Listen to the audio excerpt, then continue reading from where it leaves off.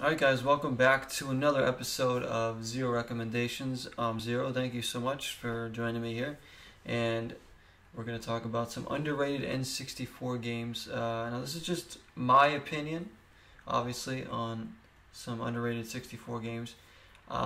Keep in mind, I'm only going to name games that are obviously games I've played personally.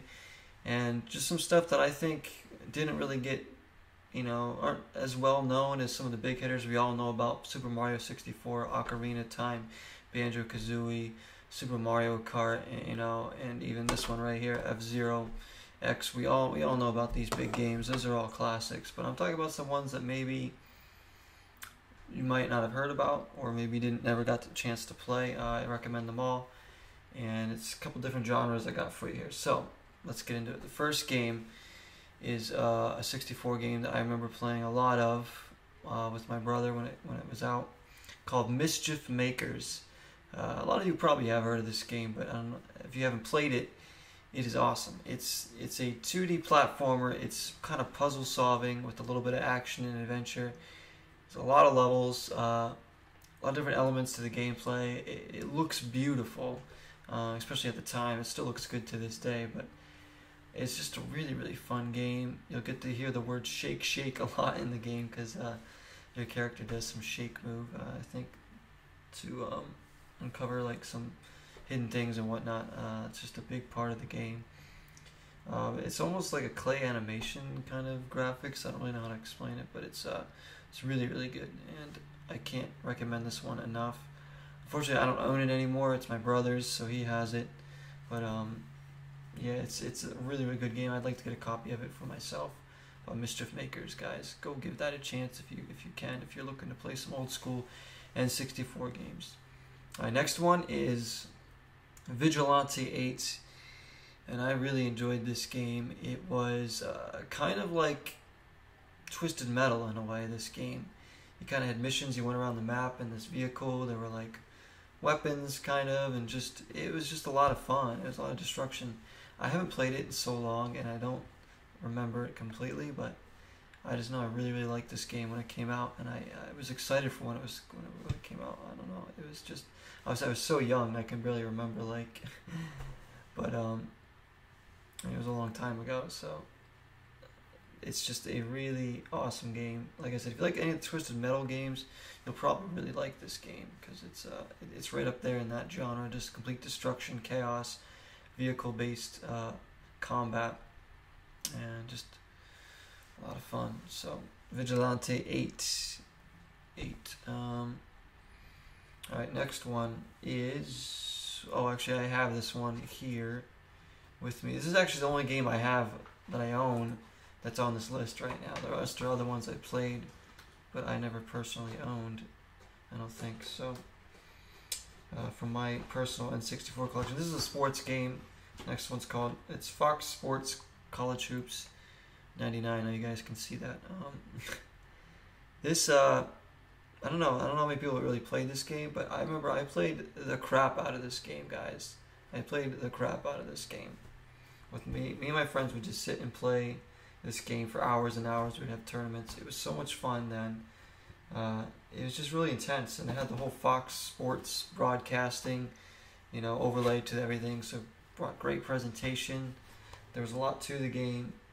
It was just, I don't know, so there's something magical about the sports games back in the N64 era, between this, Wayne Gretzky's 3D hockey, FIFA World Cup 98, just, it had a real arcade feel to it, and it was kind of neat to have that on your home console.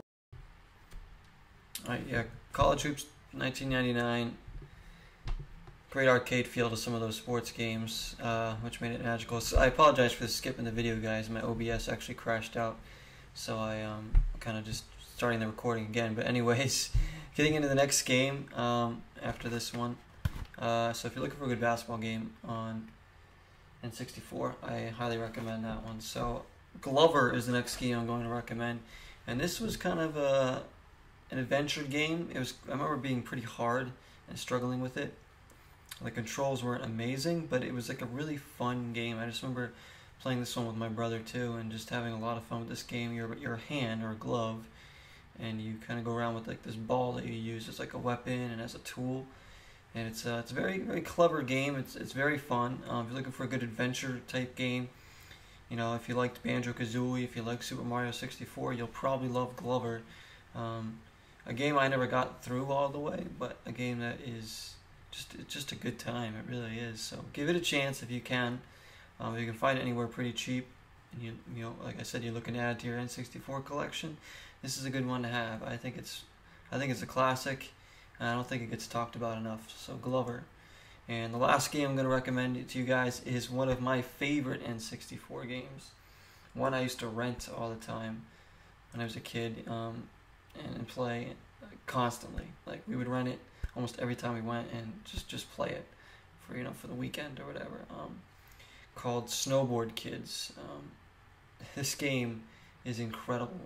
I don't remember all the details of the game because it's been so long, but basically you get to select your character. It's a racing game where you're on a snowboard and you go around these tracks, and I think there's weapons, if I'm not mistaken. I'm pretty sure there's weapons, and you're just racing.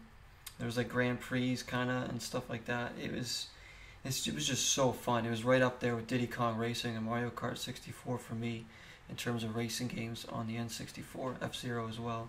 But Snowboard Kids was so fun, just a bright, fun game. You know, always put me in a good mood. I always had a blast playing this game. It's even better with people. So there was a sequel to it as well. I have played that one. It was good, but I think the first one's a little better.